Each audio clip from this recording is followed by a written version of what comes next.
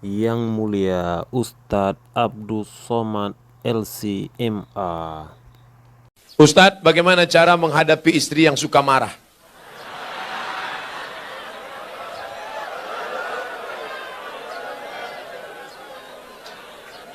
Anggap aja dia radio rusak.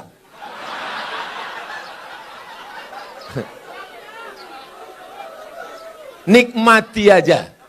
Jangan sampai ketika dia tidak ada baru kau menangis. Kalau sudah tiada baru terasa. Oleh sebab itu maka kalau dia marah-marah bilang sama dia, enggak ada lo, enggak rame mah. Oleh sebab itu, kenapa dia marah? Jangan kita egois, kenapa dia marah? Yang mengandung anakmu 9 bulan 10 hari siapa? Dia kan? Yang tak sempat sholat duha, yang tak sempat sholat tahajud, yang menangis di dalam pangkuan, yang tidur sampai subuh, yang tidak sempat menikmati lelapnya malam, yang tak sempat mimpi indah. Itu siapa? Dia. Engkau kan cuma datang sekali-sekali aja jadi. Oleh sebab itu dia mungkin agak marah sedikit. Sabarlah. Khuliqatil mar'atu min dhila. Dia diciptakan dari tulang rusuk yang bengkok. Tulang rusuk. Ini tulang rusuk yang paling bengkok. Itulah asal muasal dia. Dia bengkok. In akhasta aqamtaha kasartaha. Kalau kau luruskan dia patah. Kalau kau ikut nanti kau jadi bengkok. Kau yang gagah yang perkasa. Kalau kau luruskan dia lurus. Patah. Kalau kau ikut, kau jadi bengkok. Kalau ada pegawai yang ikut istri, pegawai bengkok. Polisi ikut istri, istri polisi bengkok. Tentara ikut istri, tentara bengkok. Satpol PP ikut istri, Satpol PP bengkok. DPR ikut istri, DPR bengkok. Oleh sebab itu pandai-pandailah cari orang tua, ngomong kepada tokoh masyarakat, tokoh adat, religius, datang ke Pak Kiai, saya mau nanya ini, tolong bacakan doa gimana supaya istri saya ini jangan lagi marah-marah. Mau doa apa? Mau doa bisu apa mati? Insya Allah semuanya ada kebaikannya. Dia marah kenapa? Mungkin karena engkau gak sholat berjamaah. Dia marah kenapa? Mungkin uang belanjanya kurang.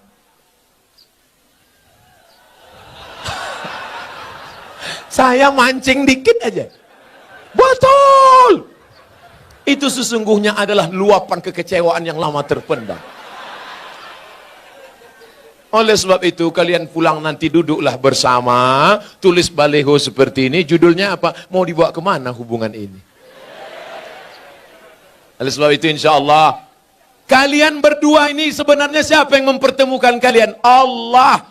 Pulang dari sini katakan, Mama, aku tak pernah mencarimu, kau pun tak pernah mencari aku. Allah mempertemukan kita. Apa jawab dia? So sweet, Pak. Oleh sebab itu maka kalau dia marah-marah sedikit, tinggal kau nikmati, kau dengarkan aja. Kalau kira-kira kau kecewa, ambil kapas, sumbat telingamu. Hidupkan earphone. Dah. Udah selesai? Belum? Pasang lagi ya.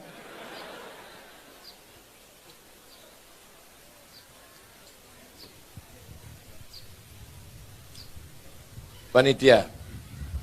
Apakah haram makan uang korupsi sama dengan haramnya babi? Mana pula sama babi sama korupsi?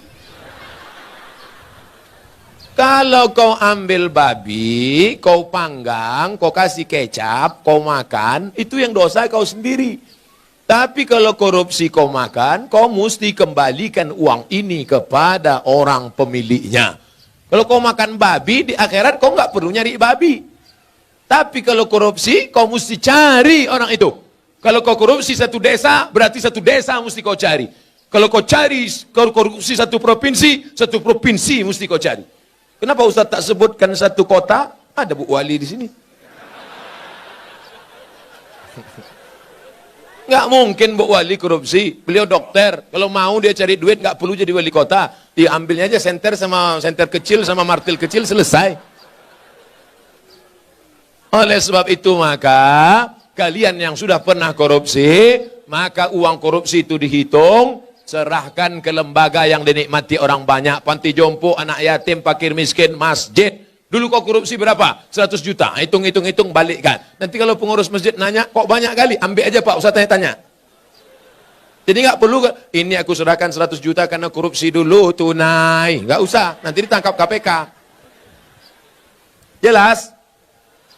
Ada orang nanti mati di hadapan Allah, puasanya banyak, sholatnya banyak, hajinya banyak. Tapi ternyata amalnya itu habis. Kenapa? Diambil orang yang pernah dia aniaya, pungli, kutipan liar, korupsi, sogok. Habis amalnya diambil di akhirat. Oleh sebab itu kita tulus, ikhlas, bersih, sebersih-bersihnya menghadap Allah Subhanahu wa taala. Mudah-mudahan kita dibersihkan Allah dari segala macam ini. Amin. Hidup ini bukan sebentar, bukan lama, saudaraku. Hidup ini hanya sejenak saja. Seperti orang yang bernaung di bawah pokok kayu sementara hujan. Hujan berhenti, kita pun berlalu. Habis ini kita akan pindah ke alam barzah, alam kubur. Setelah itu kita pun akan masuk dalam surga Allah. Mudah-mudahan kita diselamatkan dari neraka jahanam. Amin. Pak Ustadz, bagaimana menyikapi suami yang pindah agama selain Islam? Apakah saya harus minta cerai atau harus pertahankan rumah tangga? Suami yang murtad, maka kau tidak perlu minta cerai. Cerainya automatically. Automatically itu apa Pak Ustadz? Otomatis. Kalau suami yang mencerai namanya tolak. Pakai kop, tolak. Kalau pakai kap, tolak jatuh. Tolak. Kalau istri yang menggugat, namanya khulu. Tapi kalau otomatis fasah, namanya fasah. Otomatis. Apa itu? Suami yang murtad nggak perlu dituntut, otomatis sudah cerai. Istri yang murtad otomatis. Makanya kalian wahai anak lajang, anak gadis, kalau mau nikah, yang dicek pertama adalah agamanya. Jangan yang kau cek pertama saldonya. Ustadz Somad, anak saya dokter, mantap, mau nikah, calon mantu saya ragu sholat apa enggak. Gimana cara ngetesnya Pak Ustadz? Suruh ketemuan jam 12 siang hari Jumat. Mas, kita ketemuan hari Jumat jam 12 ya. Mohon maaf, untuk yang satu ini tidak bisa. Karena aku harus sholat Jumat. Terimalah dia. Tapi kalau dia bilang, oke. Tapi tes ini tidak bisa dipakai lagi karena soal sudah bocor. Nanti saya kasih soal yang baru. Saya banyak soal-soal. Bisa kita bicara 4 mata Pak Ustadz. Jangankan 4 mata, 3 pun bisa kita bahas. Agamanya dulu. Wahai laki-laki, kalau kalian mau meminang perempuan, tengok agamanya. Wahai para wali, perempuan tidak langsung menerima laki-laki. Perempuan itu tidak langsung sama laki-laki. Dia harus ada walinya. Yang menerima si laki-laki itu 6. Bapakmu, kakekmu, abangmu, adikmu, pamanmu, abang ayahmu, adik. Dia tanya. Makanya perempuan itu ditanya, Nduk, anak perempuan, maukah engkau menerima laki-laki ini? Kalau perempuan itu diam, berarti tanda setuju. Dulu anak gadis diam. Anak gadis sekarang mau jawab iya aja atau iya banget ya.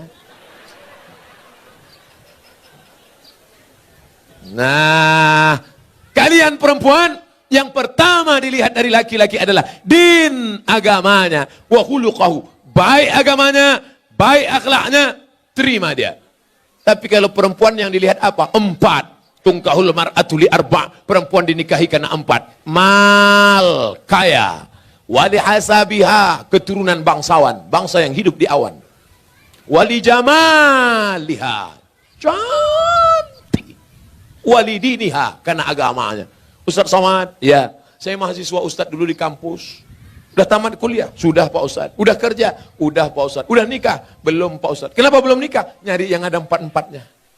Bisa Ustadz carikan Ustadz? Kalau ada 4-4-nya ngapain ku kasih ke kamu?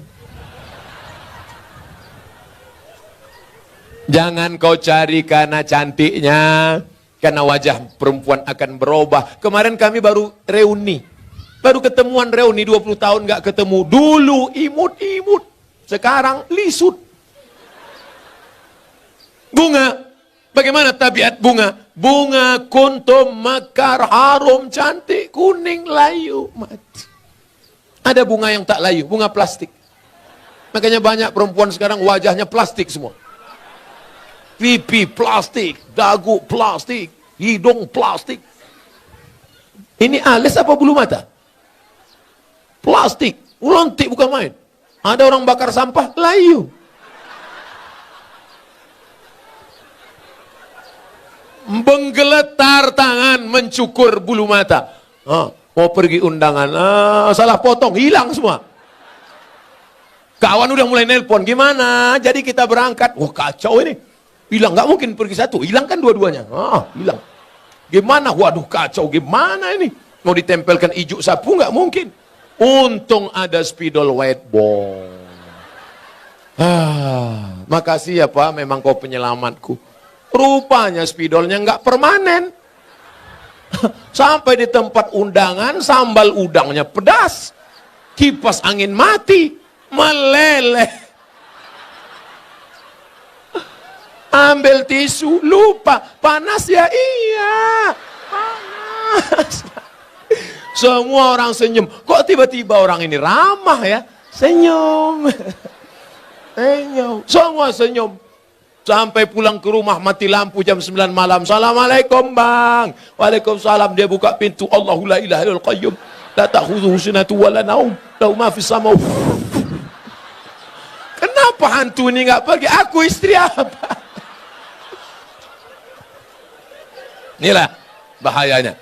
Kalian anak muda boleh tertawa sekarang, tapi ini bisa saja terjadi pada istri kalian. Maka pilihlah perempuan-perempuan bontang yang solehah, yang religius, yang agamis. Takbir. Yang takbir yang belum nikah. Anak udah doremi pasula sido. Amin. Allahu Akbar. Jaga aja bini di rumah.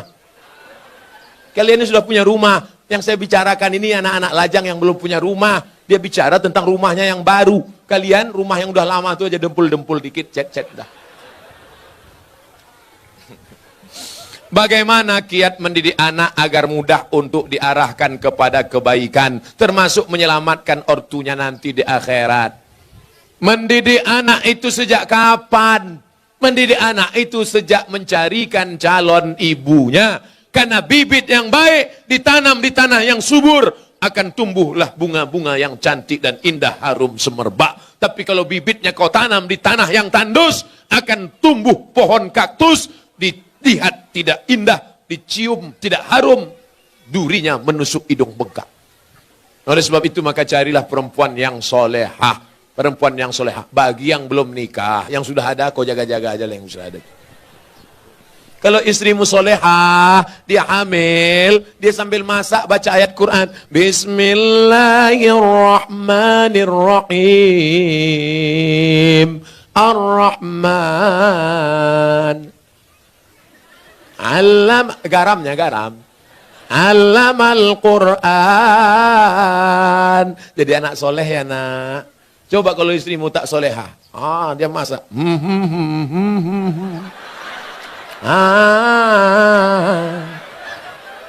Garam tak ada.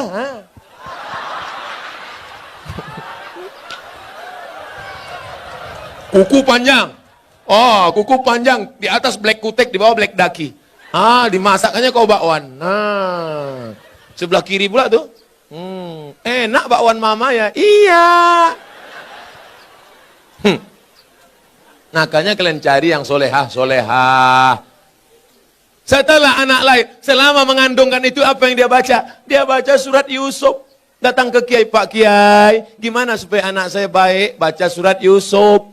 Maksud Pak Kiai supaya anaknya nanti imannya kuat seperti Nabi Yusuf diajak berzina oleh Zulaikha tapi nggak mau. Rupanya dia salah sangka. Disangkanya anaknya ganteng macam Nabi Yusuf. Begitu lahir hitam pendek. Marah sama Pak Kiai. Pak Kiai, kenapa anak saya seperti ini? Kenapa enggak seperti Nabi Yusuf? Suaminya mana? Ini suaminya Pak Kiai. Iya sama.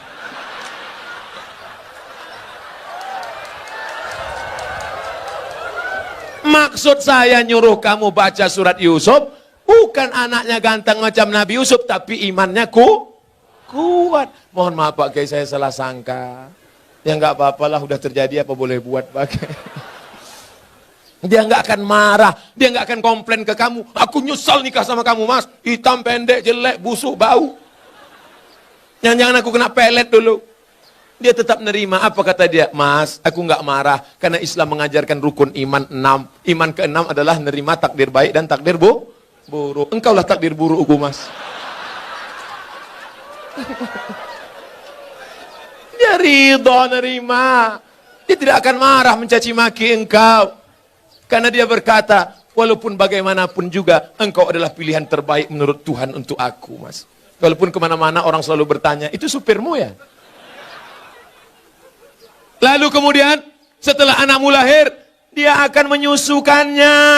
Disusukannya anakmu berapa lama? 2 tahun. Sekarang banyak perempuan tidak mau menyusukan anak 2 tahun. Disusukan anak ke kaleng. Makanya anak pulang sekolah bukan meluk ibunya, meluk kaleng. Tanya Bu Dokter, tanya Pak Dokter Andi Sopyan, apa kata dokter? Coba tengok dinas kesehatan, susukan anak Anda 6 bulan berturut-turut, ASI eksklusif. Insya Allah otaknya akan cerdas, tubuhnya akan sehat, tidak terkontaminasi penyakit. Dulu kita mandi di sungai 6 jam mandi sampai biru bibir, nggak ada batuk, nggak ada demam. Air susu ibu membuat kita kuat, imun kita sehat. Anak sekarang ngelihat mendung aja bersin. Ikatan emosional dekat. Anaknya disusukan ibu. Ibu yang menyusukan anak untuk menghindari kanker payudara. Ibu yang menyusukan anak sekaligus keluarga berencana. Ibu yang menyusukan anak kedekatan emosional antara ibu dan anak. Makanya anakmu jauh dia tetap nelpon, mama mau makan apa? Nanti adik bawakan makanan ya. Anak yang tidak kau susukan, kau titip uang pun dia lupa. Mana titipan mama tadi? Enggak ingat, ma. Lupa. Jangan heran. Kenapa? Karena hubunganmu dengan dia sudah lama putus. Lalu kemudian setelah itu dijaganya. 2 tahun pertama susukan. 2 tahun kedua lari-lari lompat-lompat. 2 tahun ketiga mulai dia mengajarkan surat-surat pendek. Anak sambil motong-motong bawang, motong-motong cabai. Bismillahirrahmanirrahim. Qul huwallahu ahad. Akhirnya dia ajak sholat. Sekarang kita ketemu perempuan di tepi jalan. Umur 5 tahun. Lipstiknya tebal, rambutnya pirang 3 warna. Merah, kuning, kelabu. Kuteknya merah. Kira-kira anak umur 5 tahun ini yang ngajar siapa? Emaknya. Al-Madrasatul Ula. Ibu adalah pendidik pertama. Sekolah sebelum S1, S2, S3. Pendidik kita yang pertama adalah ibu. Tadi waktu saya makan ada anak kecil berjilbab panjang. Ustadz, anak kecil mencium tangan saya. Anak kecil ingin duduk dekat saya. Kenapa? Karena anak-anak ini dilahirkan oleh ibu-ibu yang soleha. Di mana ibu-ibu soleha itu berada? Di Bontang. Wahai laki-laki yang ingin mendapatkan istri soleha, datanglah kalian ke Bontang. Yang sudah nikah jangan lagi. Lalu Pak Ustadz selanjutnya, sampai kapan anak ini engkau jaga? Perempuan tidak pernah berhenti bertanya, kamu sedang di mana, jalan sama siapa, pulang jam berapa, duitnya kemarin mana,